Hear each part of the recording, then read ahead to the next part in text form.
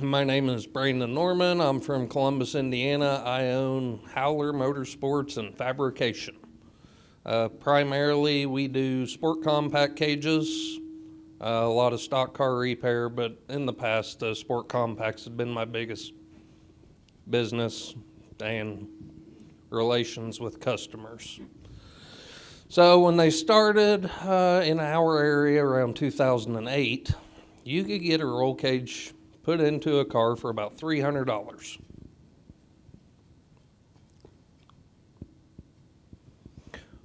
What Brian just played, play that again. Pay attention to the top right of the video. 1, 2, 3, 4, 5, 6, 7, 7, 8, I don't know. I couldn't count that high. That was a guy, one of our local racers. I raced with him in 2010. Brian's got a picture of his cage. I had another picture that I apparently didn't send, but they carried the car back with a wrecker and just a boom up, threw a ratchet strap around the top of the car, picked it up, carried it out, set it down. So normally I give a speech on bracing and caging, and we've done a really well job, everyone in here, of covering most of that stuff. I will kind of point out the picture we discussed earlier, the A-pillar support bar. I am like anti-putting the A-pillar support bar only halfway up the A-pillar, and the reason for that, again, you don't know which direction the crash is coming from. So you kind of got to go all different directions. If you run your A-pillar bars straight vertical, you take a side load, it's just going to bend both sides. So you kind of, again, need the triangulation to resist the twist. Go to the white car, Brian. Here we go. Is that the car that flipped? That's not the same one. I'm the first one standing up here that'll show you a junk product.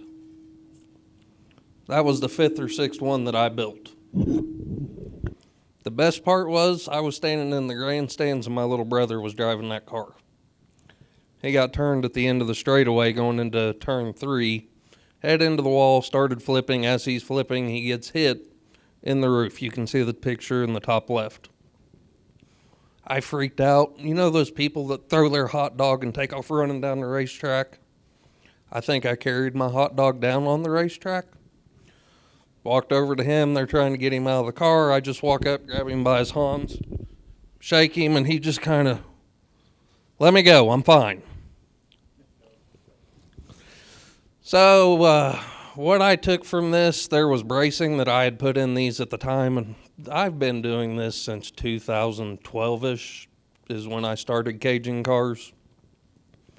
At the time, that had more bracing in it than everyone local. Since then, I would like to point out that the majority of rules for stock cars, compacts, Crown Vics, anything of that nature, require a 4-point cage, 1.5 inch minimum outer diameter, and typically 0.95 wall thickness. That right there is proof that is not enough roll cage. So even though the rules didn't change, I took it upon myself as a cage builder. I left the outer diameter the same, but I started changing the thicknesses and the mounting points of where the things in the cage are. Back to the video of the black car. That was after revisions that I had done. You can go ahead and go to the picture, Brian. You're fine.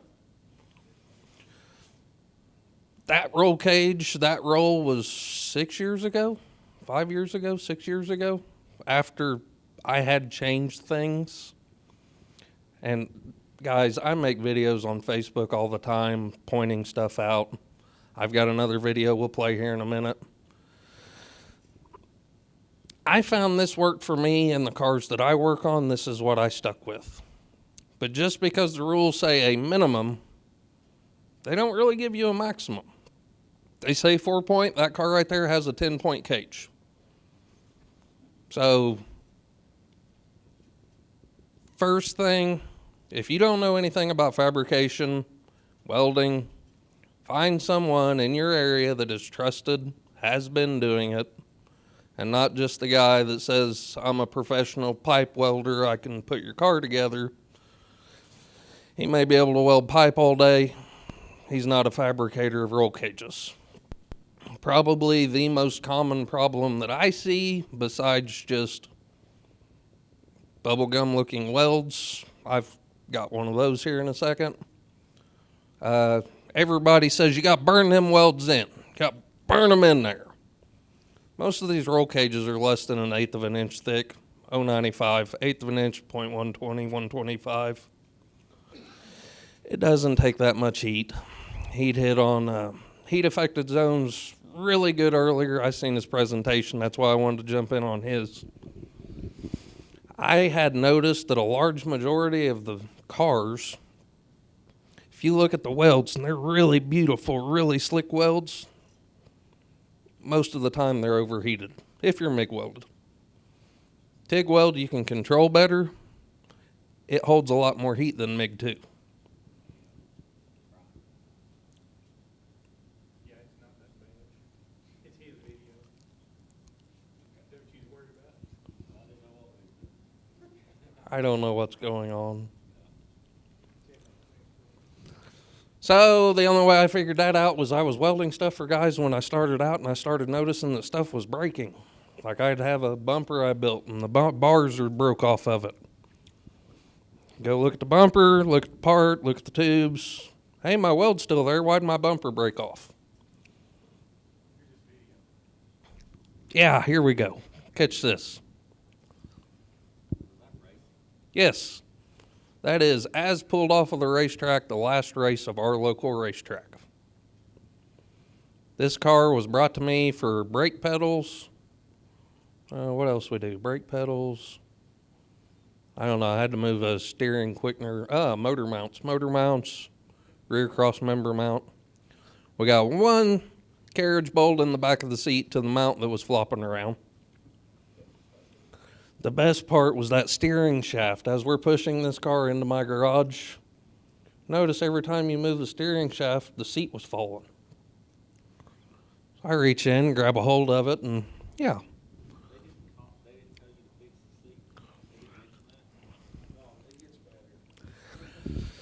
So no. Hang on, Brian. Hang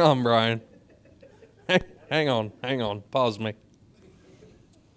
This car, this bugged me, dude. I made this video 2 months ago, 3 months ago. I mean, I knew that we were planning on coming here.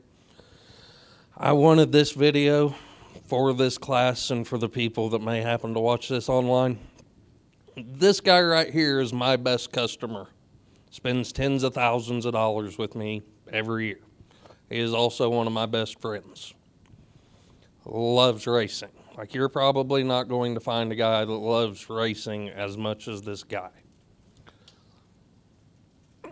He's very busy and very in a hurry, and our car will start, so we're going to the racetrack.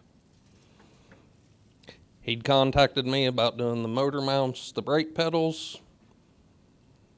As we're putting it in the garage, we noticed the seat. Was the seat mentioned? Nuh-uh. We didn't notice the seat until we started trying to steer the car into the garage. Go ahead, Brian. Maybe.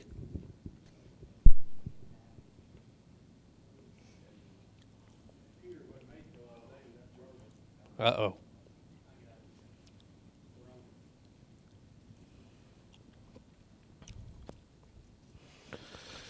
And mind you, this is a stock car.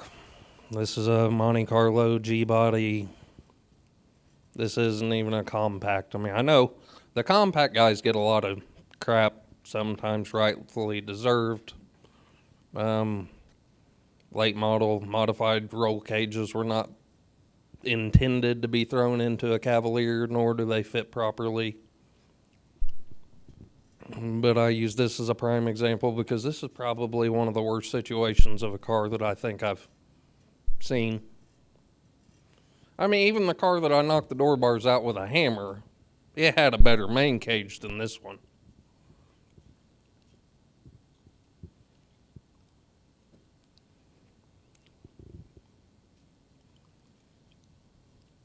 You wanna go back to the video? Yeah.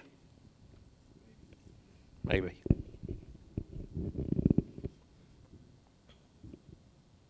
There we go.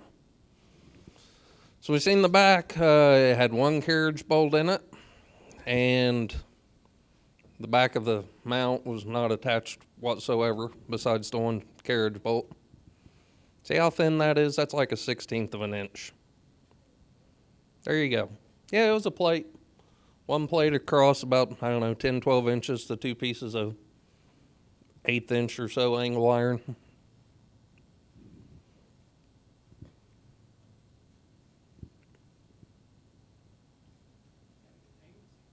Yeah, it does. What I was showing here, I've seen this, I don't know, maybe somebody can explain why. I've seen many a cars that are just putting a single tab and attaching the top of the halo to it. I'm running through this faster than I'm talking. Look at that weld. You see that? That's the center halo bar to the rear hoop. So we got a big tab for the halo to connect to, and then we've spliced into the rear down bar. That plate that they've got it welded to is probably 3/16, quarter inch thick. It was welded really well too.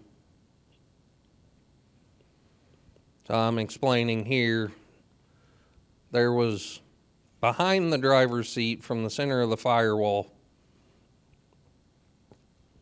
that seat area there, a lot of guys, I don't know why, cage manufacturers, kit builders, will send the tubing out running from the bottom of the left side to the top of the right side. I don't understand why anybody does that. That's how this car was.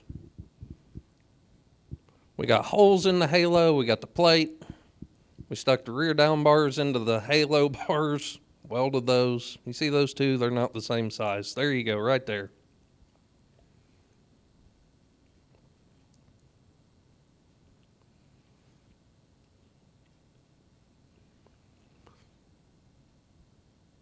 Right there is where rear down bars had been at one point in time that were cut off.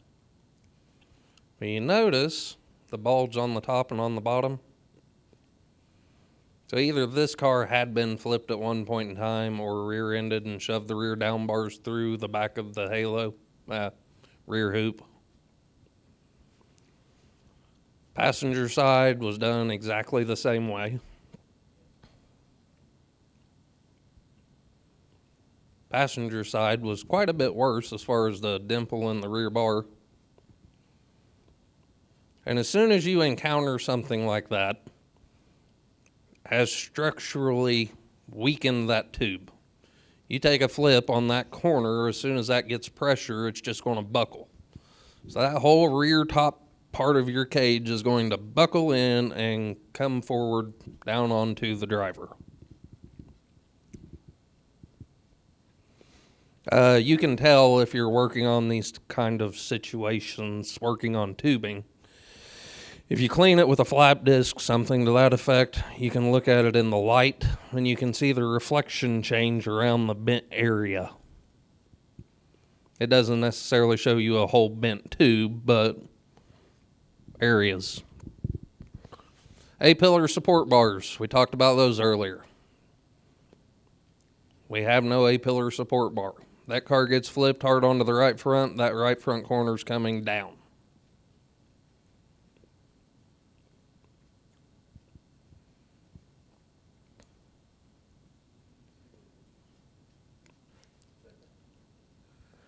Look at this one. Center window bar. Notice anything wrong? From there to there is not welded. Not welded like that, just not welded at all.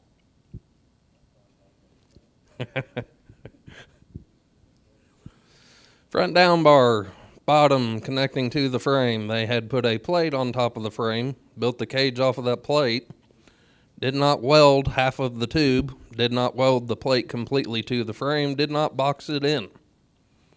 So here in a second, I think I stick my finger in the bottom of the tube. Yeah, there you go.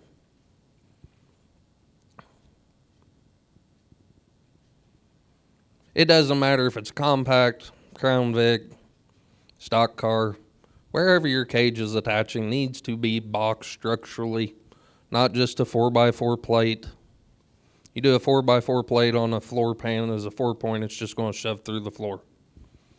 I did check. The fuel cell had two 2-inch straps, was properly mounted. The battery was properly mounted.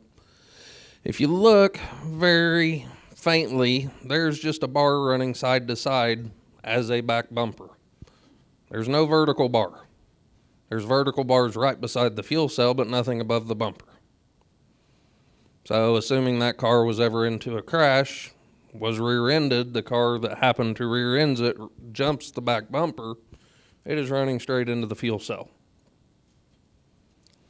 These are all things that guys think, well, this car, for example, has been raced for years. It's one of those 20-year-old cars. Maybe not quite, but so because it had been raced for years, it's acceptable, right? It's a good car. It's a fast car. This being my best customer and one of my best friends, I call him up and say, hey, what do you want to do with this car? Well, what do you mean? I said, top of the halo's got 2 holes above the driver's side. There's a hole in the passenger side. Holes in the rear hoop. It's bent. It must be bent in the right spot then, ain't it?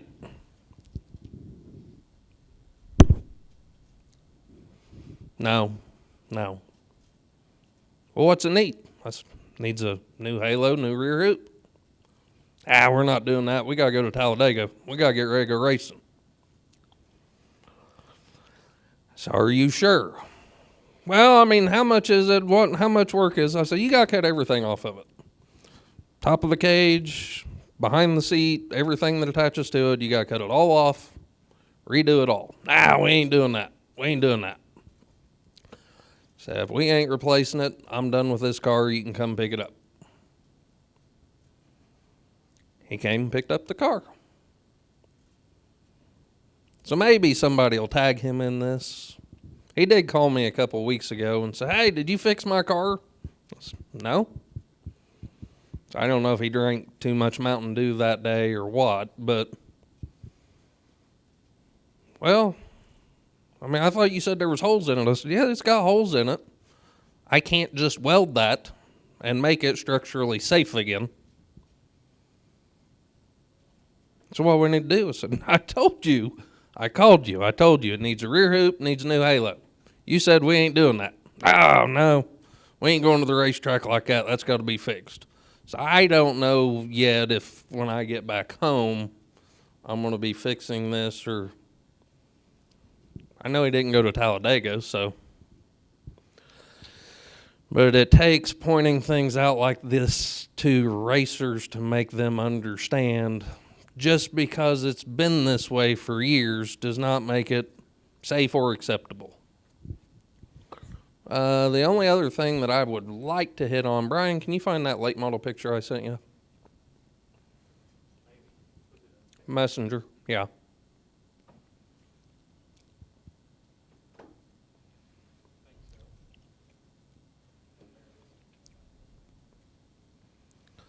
My brother's ordeal, that scared me. I went on to make like 5 different design changes to my cages, yada, yada, yada. This right here was a guy that, if we can get it, I didn't know the guy. I was at a racetrack, had built a Crown Vic for a friend. We went to practice. He was an older gentleman that had never driven a race car. What better way to start out than with a 4,000-pound car that drives like dog crap? He goes to the lineup shoot, and as he's going to the lineup shoot, there's a single late model out on the racetrack just practicing by himself.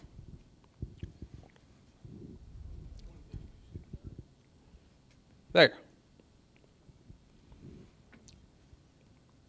He comes off turn 4, jumps turn 4, smacks the wall with the right rear, spins around, flips over.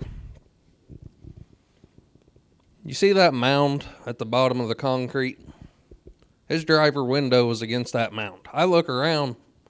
This guy's flipped over on the racetrack. There's nobody around. Nobody's coming to rescue. Give my dad my daughter. Says, hang on to her. Jump in my truck, pull on the racetrack. Get out of the truck, see a window. I'm like, man, okay, we can get this guy out of his race car. There's a passenger window. You ain't getting out of a passenger window of one of those. I holler at him, are you okay? Yeah, I'm fine. Can you hurry up and get me over? I got fluids leaking in here. Well, I'm going to try, but I'm the only one out here at the time. It just so happened Tyler Erb was there, and Tanner English, I believe, were there just practicing. Those guys come rolling up on a four-wheeler just laughing and giggling. Like, this guy just flipped his car out here practicing. Is he okay? I said, he's still stuck in the car. Well, you can't get him out? No, his window was stuck right there at the bottom of the dirt mound, so his driver's window was completely covered. So I need a ratchet strap. Those guys took four-wheeler back to their haulers, grabbed ratchet straps, come back to the front stretch, hooked onto my truck, and we flipped him back over. If he'd have been on fire, you know what would have happened. There's many things that people look at. We got nice new seats and mounts and all this stuff and containment areas for your heads. All it takes is that one hole to get covered. You get flipped over, that hole's covered, how are you getting out? If it's on fire, how are they going to put the fire out? These are not a bad idea. I have not yet put in a fire suppression system. Where are they located? Where do you point the nozzles? Normally at the driver, the fuel cell, and the motor compartment. So if you're dealing with a 3-nozzle or plummet that way, you're covered. At the same point in time, if you're stuck in a car, you've got a fire, you set that fire suppression off, how long are you going to be able to breathe if that's trying to smother all the air around your cockpit? Those don't. There you go. That helps, but that right there was probably the scaredest I think I've ever been in my life, and I was not the one in danger. I thought for sure I was going to watch this guy that I did not know. I ain't even met him because he's still upside down in his car. I'm going to watch this guy die in front of me because I can't get to him. So I think a big thing that people don't want to do, don't want to talk about, manufacturers, you've got to have room to get in and out of cars. Our sport compacts, being metal body, metal roof, a lot of the guys started making the side visors, dropping them down, making them Cavaliers look fast. We had a problem. One of them flipped at the racetrack one night.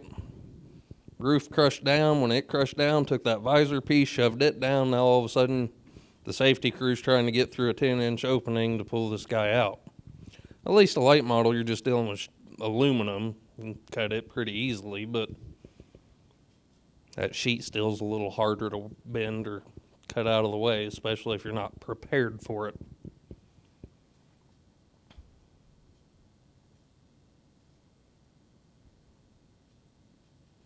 That guy's still, Dwight, if you watch this, you still owe me. Needless to say, we got him flipped over and out of that race car, and he was a lot happier then.